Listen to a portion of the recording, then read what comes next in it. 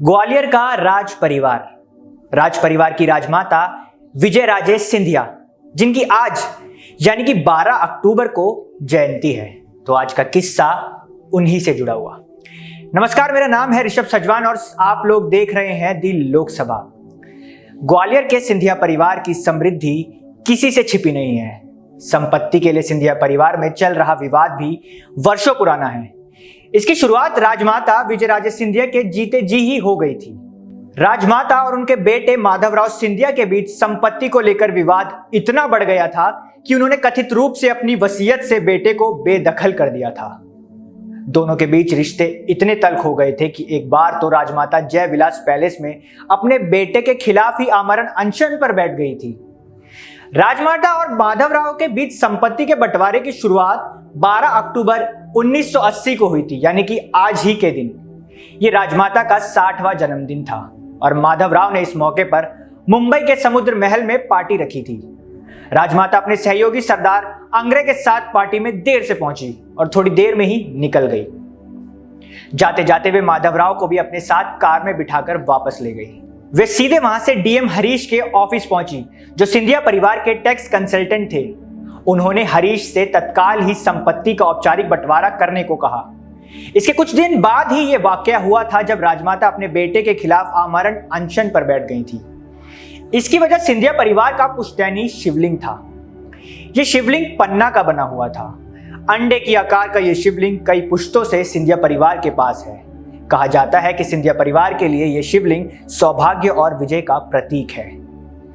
ग्वालियर की सेना जब भी किसी युद्ध में जाती थी तो महादजी सिंधिया इसे अपनी पगड़ी के अंदर पहन कर जाते थे।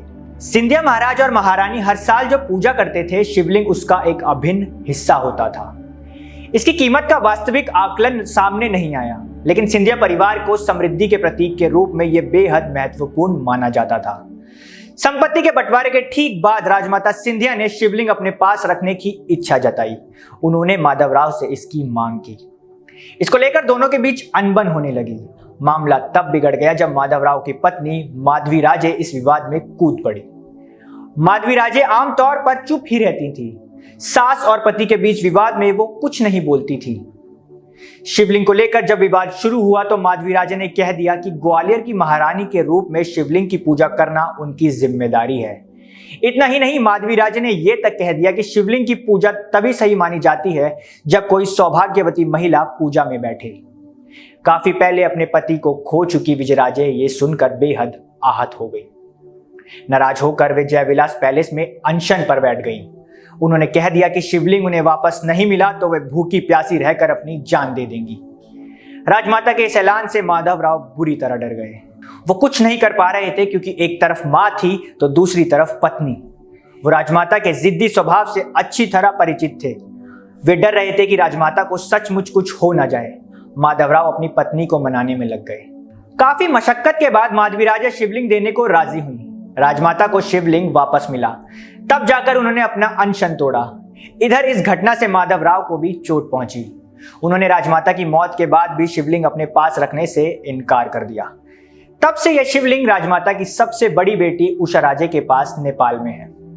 तो यह था आज का किस्सा। कैसा लगा कमेंट सेक्शन में जरूर बताएं। फिर मुलाकात होगी आपसे, तब तक के लिए बने रहे हमारे साथ और देखते रहे दी लोकसभा। बहुत बहुत शुक्रिया।